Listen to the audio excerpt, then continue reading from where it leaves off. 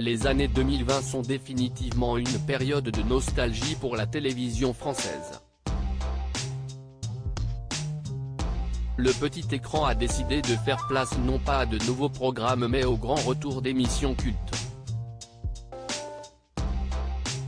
CIST ainsi que les fans du groupe Les Inconnus que constituent Pascal Légitimu, Bernard Campan et Didier Bourdon retrouveront leurs idoles sur TF1 en prime time ce lundi 14 novembre. Des retrouvailles très attendues qui leur ont demandé un sacré travail.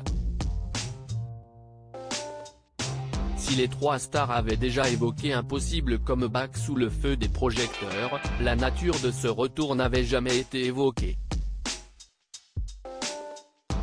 Les années sont passées et rien n'a changé entre les trois comparses. Malgré une séparation des chemins et un éloignement pour leurs carrières respectives, Didier Bourdon n'a jamais perdu de vue Pascal Légitimu et Bernard Campan. Tout comme il n'a jamais perdu la femme la plus importante de sa vie, Marie-Sandra. S'il n'avait plus ses plus fidèles complices à ses côtés chaque jour pour écrire des sketchs et poursuivre son parcours au cinéma, Didier Bourdon a pu compter sur la présence, le soutien et l'amour de sa compagne. Le parcours a pourtant été semé d'embûches et était loin d'être gagné.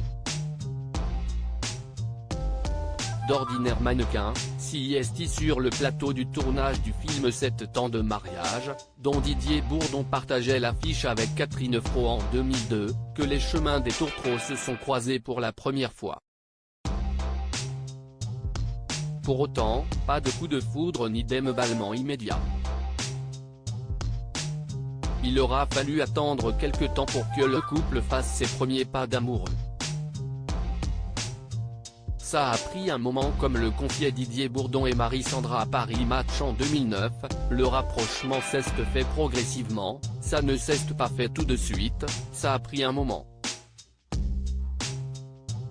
L'acteur rajoutait, on s'est vu, puis plus vu, je pensais que c'était fini, je me répétais en boucle, pas grave, t'en trouveras d'autres.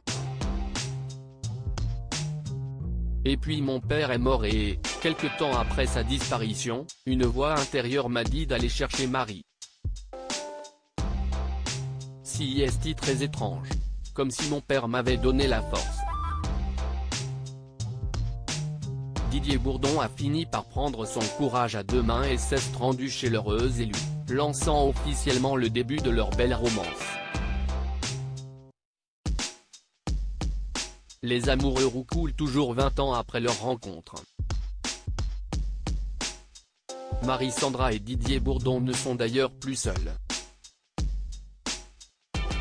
En 2006, ils devenaient les parents d'une petite fille prénommée Clélia avant que Natacha ne pointe le bout de son nez en 2010. Les deux adolescentes âgées de 16 et 12 ans désormais ne sont plus des bébés, au grand regret de leur papa. Didier Bourdon n'a d'ailleurs pas hâte que le temps passe encore plus, avec mes filles CIST super, mais quand elles viendront avec leurs copains. J'aimerais moins, rire. CIST certain, Didier Bourdon et les fameux copains ne rejoueront pas les trois frères.